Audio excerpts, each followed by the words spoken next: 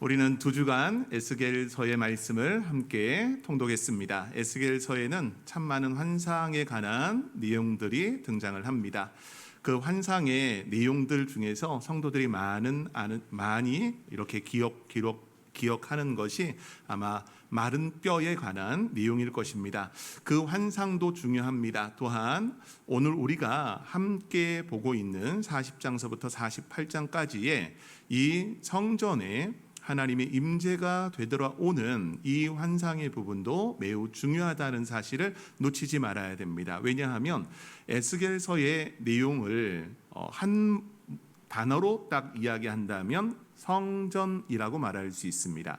그 성전에 거해 있었던 하나님의 임재의 영광이 떠나고 그 떠났던 하나님의 임재의 영광이 되돌아오는 것이 에스겔서의 내용입니다. 그 내용 속에서 우리 성도 여러분들이 또 말씀을 잘 기억하고 오늘 또 말씀을 듣는 은혜가 여러분들 위에 있기를 소망합니다. 여러분 이사 가보셨습니까? 살면서 이사 한 번도 안 해보신 분은 없으실 거라고 생각됩니다. 저는 한번 주민등록 초본을 한번 떼봤습니다.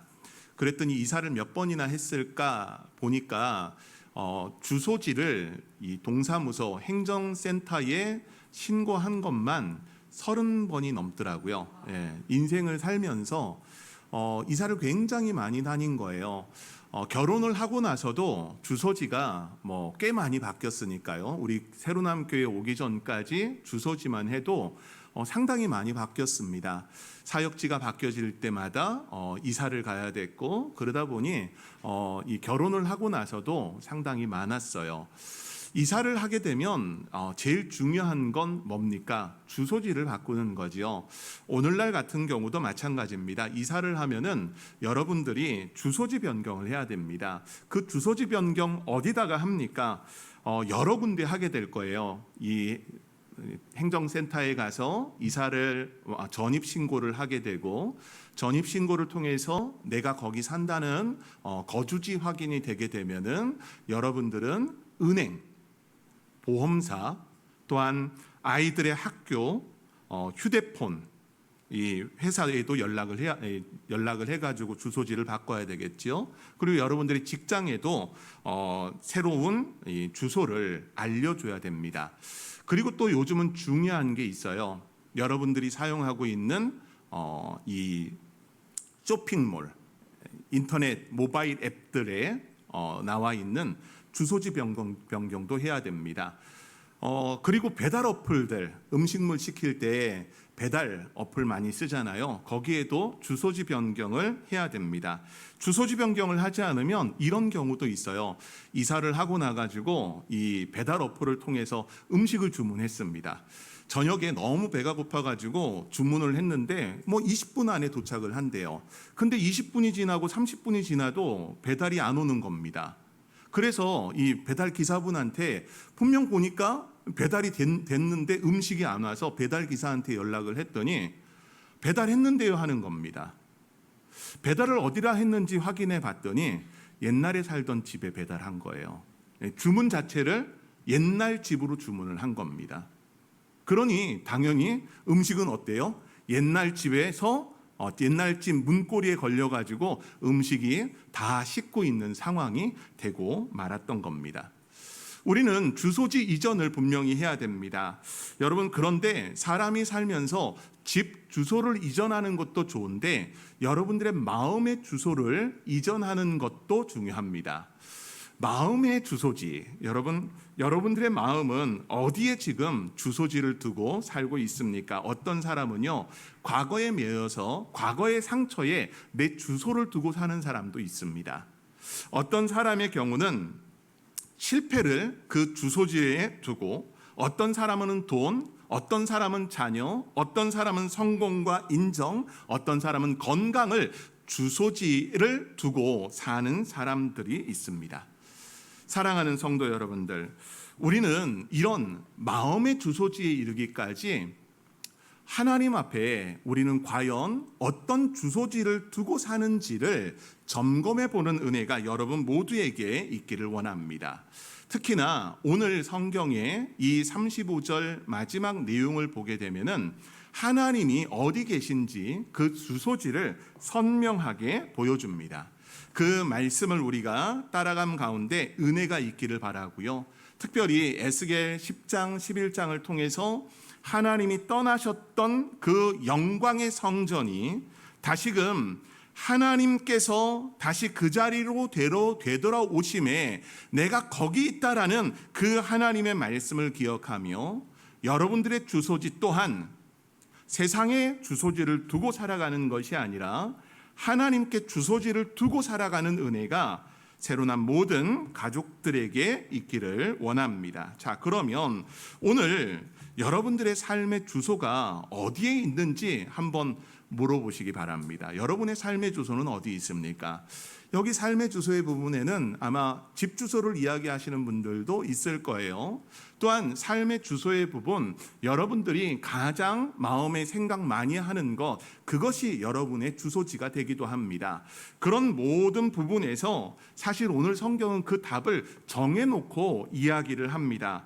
하나님이 계신 곳, 그곳이 진짜 우리가 있어야 할 주소지이고 바로 여호와 삼마, 하나님이 함께 하시는 삶이 무엇인지 그 임재가 우리 인생에 있어서 최고의 축복이 되는 이유가 무엇인지 말씀을 통해 보는 은혜가 있기를 원합니다. 자, 그러면 먼저 하나님이 여러분들 어디 계시나요?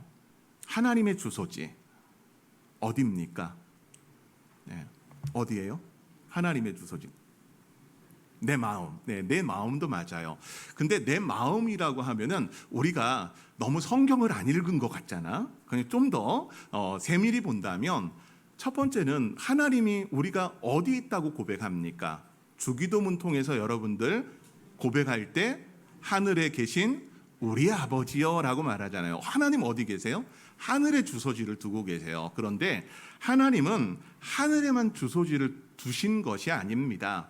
성경을 통해 보게 되면은 하나님의 주소지가 다양하게 바뀌어지는 걸 보게 됩니다. 먼저 이 땅에 하나님께서 에덴을 지으시고 아담과 하와와 함께 하시는 하나님이 등장을 합니다. 창세기 3장을 보게 되면은 그 에덴 동산에서 하나님이 사람과 함께 걸으셨다라는 단어가 등장을 합니다. 하나님이 그 동산에서 인간, 사람과 함께 거니실 때 거닐다라고 하는 뜻은 할라크라고 하는 히브리어입니다. 그건 동행을 의미해요.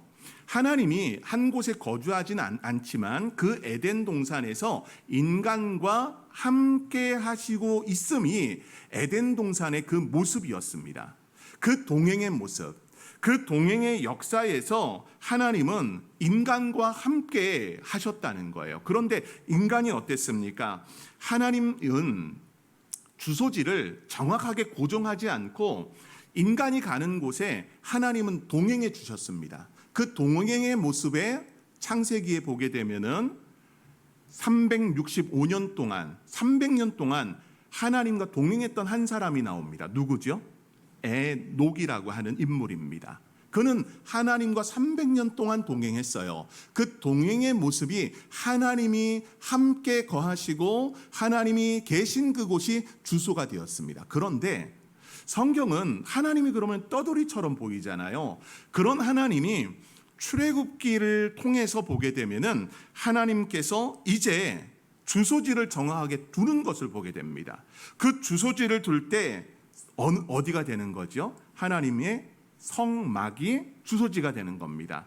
출애굽기 25장 8절 말씀에 보면 성경 구절은 이렇게 기록을 하고 있어요. 내가 그들 중에 거할 성소를 이라고 하면서 거할이라고 하는 단어를 씁니다. 거할이라고 하는 히브리어가요, 샤카라고 하는 샤칸이라고 하는 단어입니다. 근데 이 샤칸이라고 하는 단어는 바로 정착하다라는 뜻을 가지고 있어요. 하나님께서 이제 정착하시겠대요. 근데 성소는 어떻습니까? 텐트예요, 말 그대로. 그러다 보니까 하나님이 움직이는 것, 그게 어떻게 움직이냐 하면은 구름 기둥과 불 기둥을 통해서 이동을 하십니다. 그 이동을 하시면 이스라엘 백성도 그들의 주소지가 광야 가운데서 바뀌어지는 거예요. 광야 가운데 바뀌어지는 여러 지명들이 등장하잖아요. 40년 그 세월 동안 광야를 그들은 떠돌았다고 하지만 그 떠돔 가운데서는 하나님이 그들과 함께 하셔서 새로운 주소지에서도 여전히 하나님이 함께 하셨습니다. 근데 성수만 그랬을까요? 그러다가 이스라엘 백성이 가나안 땅에 들어가고 시간이 흘러서 다윗과 솔로몬의 시대가 되면은 성전이라고 하는 건물로서의 교회, 이제는 더 이상 움직여지는 것이 아니라 고정된 건물, 성전이 등장을 하게 됩니다. 성전이 하나님이 거하시는 곳이 됐어요. 그래서 그 거하시는 곳을 어떻게 성경은 기록을 하고 있느냐? 역대하 7장 1절과 2절에 기록을 할 때 여호와의 영광이 성전에 가득했다라고 하면서 여호와의 영광이 성전에 가득했으므로 하나님이 그 성전 안에 거하셨고 그 성전에는 인간이 능히 들어가지 못했다고 성경이 우리에게 알려줍니다. 하나님의 주소지 변경은 앞서 이야기한 대로 에덴 동산에서 또 성소로, 그 성소에서 성전으로 이렇게 바뀌어지게 됩니다. 그런 부분에 오늘 우리는 하나님의 주소지를 예루살렘이라고 이렇게 말합니다. 예루살렘. 그곳에 성전이 있었기 때문에.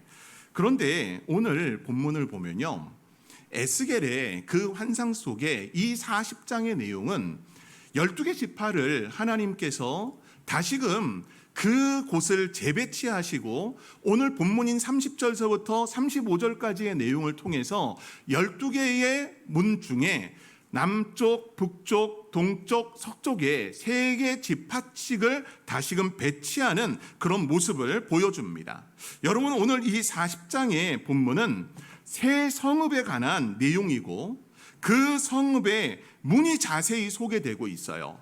북쪽에는 루벤, 유다, 레위가, 또 동쪽에는 요셉과 베냐민, 다니, 남쪽에는 시몬과 이사갈과 스불론이, 서쪽에는 갓과 아셀과 납달리의 문이 이렇게 있습니다. 사방 12개의 문, 모든 지파의 이름이 빠짐없이 거기에 기록이 되고 있어요.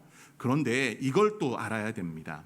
여러분, 고대 사회에 이 성읍을 새로운 도시로 옮기는 것은 뭘 의미할까요?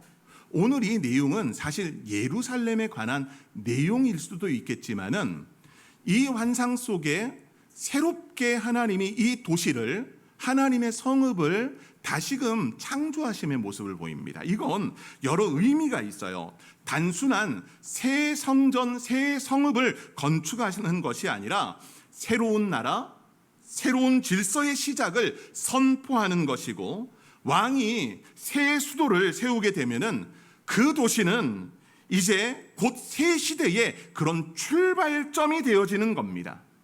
하나님이 여기 새 성읍을 설계하시는 것도 마찬가지입니다. 흩어졌던 12개의 지파의 이름들이 그 성문에 새겨집니다. 여러분, 에스겔 시대에, 이 시대에는 포로기로 끌려간 시대였고 그 이전만 해도 이스라엘은 2개로 쪼개졌었죠. 10개의 지파가 북이스라엘로, 2개의 지파가 유다로 이렇게 나눠진 상황이었거든요. 그런데 이 본문의 내용은 12개의 지파의 회복의 모습을 보여주고 있는 겁니다. 그 회복 속에서 무너졌던 나라가 다시 하나의 백성으로 세워지는 것을 선언하고 있는 겁니다. 남북으로 갈라졌었고 포로로 끌려갔던 이 백성들이 이 성읍 안에 다시 하나가 됨을 에스겔 환상 통해서 보여주고 있는 거예요. 그런데 또 이 다른 점이 있어요. 뭐냐 하면은 성읍은 과거에 성벽의 두께가 얼마나 이 큰지를 통해서 그 성의 도시의 격을 이야기해 줍니다. 성벽이 두껍고 튼튼하면 그의 왕위가 강한 것으로 생각해요. 그리고 성을 들어오는 입구에는 뭐가 있었냐 하면은 그곳에서 재판을 하는 판관들이 자리를 했습니다. 그래서 성문에는 재판을 하고 행정을 담당하는 권위 있는 자리가 이 성문 위에 있었습니다. 근데 오늘 본문을 보게 되면 이런 권위 있는 자리의 내용은 하나도 없습니다. 그저 12개 문이 있고 그 다음 한 줄로 결론을 내고 있는 것이 바로 어떻게 본문을 통해 보게 되면은 그 후로는 그 성읍의 이름을 여호와 삼마라 하리라 말씀을 하면서 바로 그 성읍의 이름 그 한 줄로 결론을 내고 있는 겁니다. 여러분, 우리는요 참 사람들과 또 주변의 평판을 때로는 두려워할 때가 있습니다. 여러분, 그렇지 않으십니까? 교회를 목사님들하고 이야기하다 보면, 또 장로님들과 이야기하다 보면 다른 교회, 그 교회가 어떤지를 알 수 있습니다. 건물로서요 정말 아름다운 교회를 자랑하는 목사님들도 있고, 또 교회의 재정이 튼튼하다는 걸 이야기하는 그런 장로님들도 계세요. 어떤 한 목사님이 부임했는데 그 교회는 매년 헌금 수입이, 이 성도들이 내는 헌금 수입도 있지만 특별 수입이 있대요. 무슨 특별 수입이냐 하니까 상가 임대료도 매월 1억씩 들어온답니다. 그럴 수밖에 없어요. 거기에 그 건물 안에 이 하나로마트도 있고 은행도 들어와 있고, 그리고 또 여러 이제 목욕탕, 사우나도 들어와 있고, 이런 큰 건물에 그런 것들이 들어와 있으니까 월 1억의 그런 수입이 충분히 있을 수 있습니다. 근데 어떻습니까? 그런 걸 볼 때 우리는 숫자적인 이야기 들으면 방금도 유아했는데 숫자의 이야기를 듣고 질리는 그런 모습들이 있습니다. 그런데 하나님이 그 숫자를 보실까요? 그런 숫자를 보시지는 않을 것 같아요. 하나님이 말씀하시는 것은 내가 그곳에 있느냐, 하나님의 임재가 그곳에 있느냐를 통해서 하나님은 평가하십니다. 예배 가운데 하나님을 두려워하며 높이고 있는가, 말씀 앞에 회개하고 있는가, 이거를 하나님이 보시죠. 출애굽기 33장을 보게 되면은 여기에 이제 이스라엘 백성들이 금송아지를 만들었을 때 그런 이제 장면이 등장합니다. 근데 하나님은 분명히 그걸 심판을 하세요. 그러면서 모세에게 말씀하십니다. 가나안 땅은 너희에게 주겠지만은 하나님 자신이 함께 올라가시지 않겠다고 말해요. 그러니까 모세가 뭐라고 이야기하느냐? 출애굽기 33장 15절 말씀에 주께서 친히 가지 아니하시려거든 우리를 그곳에서 올려 보내지 마옵소서라고 말합니다. 모세가 이렇게 이야기하는 것은 하나님 없는 가나안 땅은 축복이 아니라는 겁니다. 하나님 없는 성공, 하나님 없는 풍요는 진짜 복이 아님을 모세는 너무나 잘 알고 있었습니다.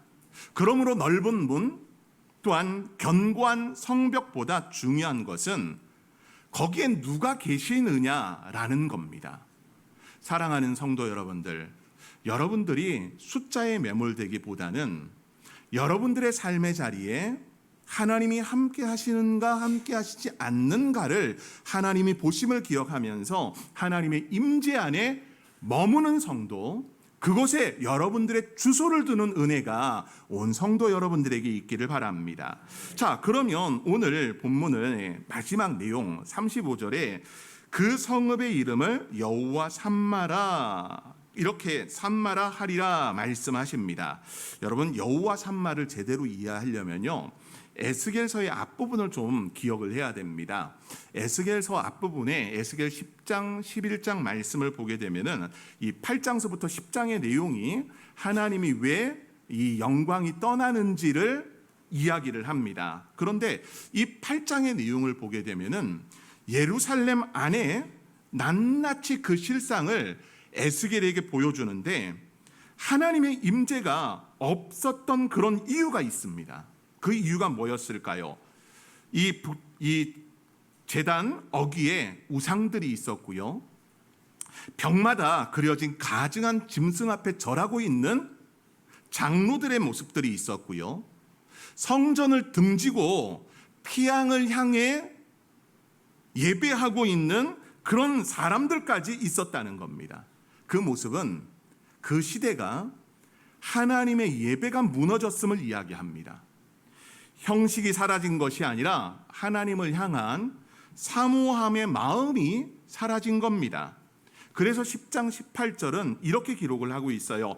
여호와의 영광이 성전 문지방을 떠나라고 하면서 하나님의 영광이 성전을 떠났음을 말씀합니다. 성전은 그대로예요. 성전은 그대로예요. 하지만 그 성전 안에 계셔야 할 하나님이 떠나셨다는 것을 말씀합니다. 자리는 있는데 임재가 없는 예배. 그것이 그 시대의 실상이었습니다. 여러분, 나라를 빼앗긴 것보다 더 비극은요, 하나님이 그 임재해야 할 그 자리를 떠나시는 것이 가장 큰 비극이라는 것을 우리가 기억해야 됩니다. 그래서 에스겔서는 끊임없이 죄악을 고발하는 거예요. 그러면서 40장 이후로 넘어오게 되면은 그 떠났던 영광이 되돌아옵니다. 43장의 내용을 보게 되면 이스라엘 하나님의 영광이 동쪽으로부터 오는데 동문을 통해서 성전에 들어가고라고 하면서 하나님의 떠났던 영광이 동쪽을 통해서 다시금 들어옵니다. 떠났던 그 길로 되돌아오시는 하나님. 44장 2절을 말씀을 보면요, 여호와께서 내게 이르시되 이 문을 닫고 다시 열지 못할지니 아무도 그리로 들어가지 못할 것은 이스라엘의 하나님 나 여호와가 그리로 들어왔습니다 말씀합니다. 문이 닫힙니다. 그런데 다시 열리지 않습니다. 이 말씀은요, 다시 하나님께서 떠나지 않으시겠다는 하나님의 선언을 하고 있는 겁니다. 43장 7절에서 다시 내 거룩한 이름을 더럽히지 아니하겠다라고 말씀을 하셔요. 여러분, 되풀이하지 않겠다. 그러면 여러분, 지금 이스라엘에는 이 당시에 성전이 무너졌다가 스룹바벨 시대에 다시 성전이 재건됩니다. 그리고 나서 예수님 시대에는 헤롯의 성전이 세워지잖아요. 그러고 나서 70년이 되게 되면 이 성전이 다 불타서 무너지게 됩니다. 그 이후로는 예루살렘에 과거에 성전이 있던 자리에 지금까지 성전이 없습니다. 그러면 이 말씀을 우리가 어떻게 봐야 됩니까? 시온주의자들, 유대인들 중에서는 강력한 시온주의자들이 있습니다. 그들이 이야기하는 것은 지금 이제 한참 중동의 전쟁, 이스라엘의 전쟁 안에 이 예루살렘 성전의 터가 이슬람의 소유인데 그것을 다시 빼앗겠다는 겁니다. 전쟁을 통해서. 그리고 그곳에 제3의 성전을 짓겠다는 겁니다.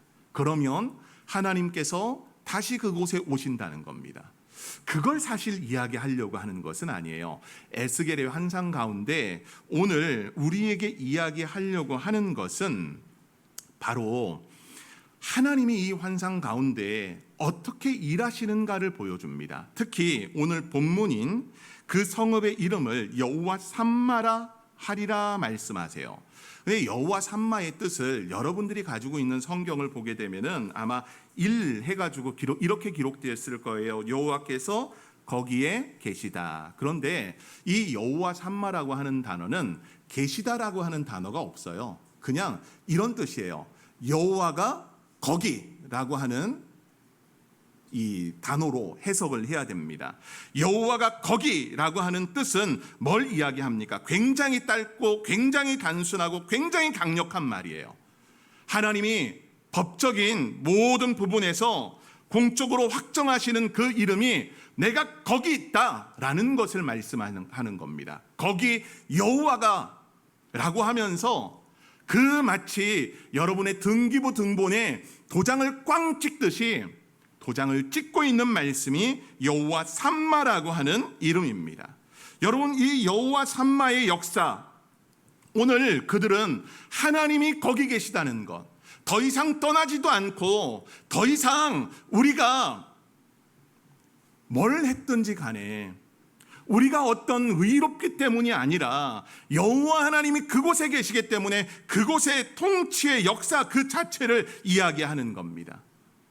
임재를 여러분, 이스라엘 백성들이 자격이 됩니까? 하나님의 임재하심이 다시금 되돌아오실 때 그들이 자격이 있어서 되돌아오시는 거예요? 여러분, 그렇지 않습니다. 전혀 아닙니다. 이스라엘이 하나님께 돌아오실 그 길을 만들고 그들이 제대로 삶을 살고 율법을 지켜서 그런 것이 아니라 하나님이 되돌아오실 것을 약속하신 거예요. 이게 은혜예요. 은혜는 우리가 하나님께 올라가는 게 아닙니다. 하나님이 우리에게 내려오신 것입니다. 여러분, 우리의 삶의 주소의 부분을 이야기했어요. 오늘 여호와 하나님은 거기 계시대요. 그러면 거기는 어디입니까? 오늘 이 본문 48장이 이야기하는 바로 그곳, 시온주의자들이 얘기하는 예루살렘이 바로 그곳입니까? 저는 그렇게 보지 않습니다. 신약 성경을 통해 하나님은 우리와 함께 하실 것을 약속하셨습니다. 그곳이, 그 이름이 뭡니까? 임마누엘입니다. 예수님의 이름이 모든 백성의 죄를 담당하시고 구원하시기 위해 오신 분의 이름이 예수입니다. 그분의 또 다른 이름이 임마누엘입니다. 이사야가 보라, 처녀가 잉태하여 아들을 낳을 것이니 이름을 임마누엘이라 하라. 임마누엘, 하나님 우리와 함께 하시다. 바울은 그것을 우리가 하나님의 성령의 전으로 살아야 함을 말씀합니다. 삼 위의 하나님 중에 성부 하나님, 성자 하나님, 성령 하나님, 성령 하나님이 우리와 함께 하고 계심. 여러분, 하나님이 거기 계시다의 부분 안에는 여러분의 삶의 자리, 아까 전에 집사님 한 분이 이렇게 여기 계시다고 했는데 여러분 마음에도 하나님은 계시고 저 하늘에도 계시고 우리의 예배의 자리에도 계시고 여러분들이 무엇을 하든 그 자리에 하나님이 함께 계심을 잊지 않는 믿음의 성도들 되기를 원합니다. 그러면 여러분의 주소지는 정확해야 됩니다. 여호와 삼마가 돼야 됩니다. 그런데 여러분, 우리는 어떻습니까? 여전히 마음의 한 구석에서는 여러분들의 변경된 주소가 여호와 삼마여야 되는데 과거의 상처에 여전히 나의 주소를 두면서 살고 있지 않습니까? 여러분들이 지금 목표하고 있는 성공과 인정과 인기와 돈, 명예, 자녀, 건강 이런 것에 주소를 두며 살고 있지는 않습니까? 여러분, 우리에게 다른 주소를 알려주는 한 고백이 있습니다. 여러분들도 잘 아는 고백이요. 시편 23편 4절입니다. 우리 함께 따라할까요? 내가 사망의 음침한 골짜기로 다닐지라도 해를 두려워하지 아니할 것은 주께서 나와 함께 하심이라. 주의 지팡이와 막대기가 나를 안위하시나이다. 아멘. 여러분, 다윗의 이 고백을 보게 되면요, 골짜기가 사라졌기 때문에 다윗이 평안하다고 말하지 않습니다. 골짜기 한가운데서도 목자의 지팡이가 자신을 붙들고 있기 때문이고 하나님의 임재는 문제없는 인생을 약속하지 않습니다. 문제 속에서 버림받지 않는 인생을 약속합니다. 여러분, 그러므로 성도의 환경에 새로운 이름을 붙인 그 모습이 여호와 삼마입니다. 저는 우리 성도들이 여호와 삼마 하나님을 부르며 여호와가 여기 지금 이곳에 계시다는 것을 기억을 하며 사는 은혜가 성도 모두에게 있기를 원합니다.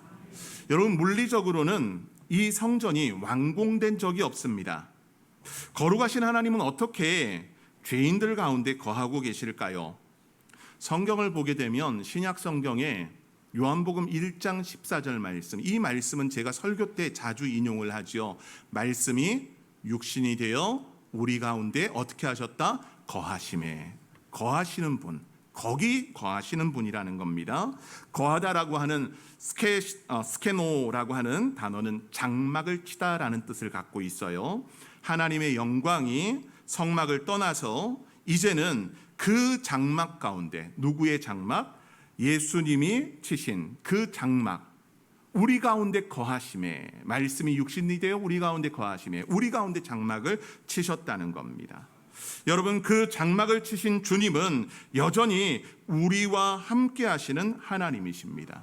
그 약속의 완성을 어떻게 이루실까요?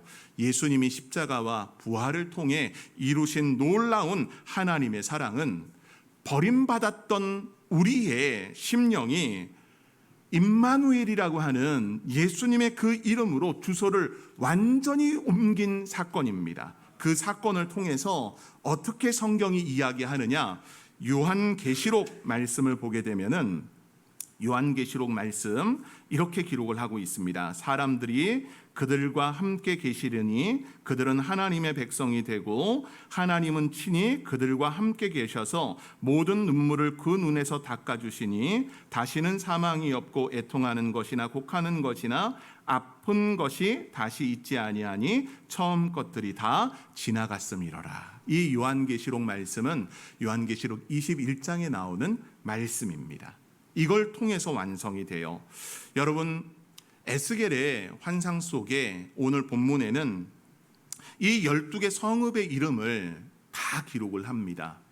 근데 이 기록이 여전히 성경을 통해 보게 되면은 이 성읍의 이름이 21장에서 새 예루살렘에 고스란히 다시금 등장됩니다.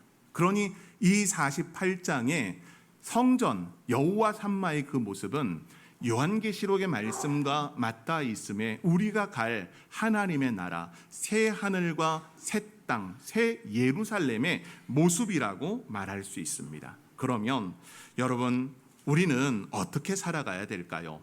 하나님이 우리와 함께 하신다. 우리가 가야 할 본향의 모습이 저 하나님이 예비하신 새 예루살렘, 새 하늘과 새 땅이라면 우리는 어떻게 살아가야 됩니까? 시편 73편 25절은 하늘에서는 주 외에 누가 있으리요 땅에서는 주밖에 내가 사모할 리 없나이다. 여러분, 이것이 여호와 삼마의 신앙 고백이 됩니다. 하나님이 주신 선물보다 하나님 자신을 더 사모하는 신앙.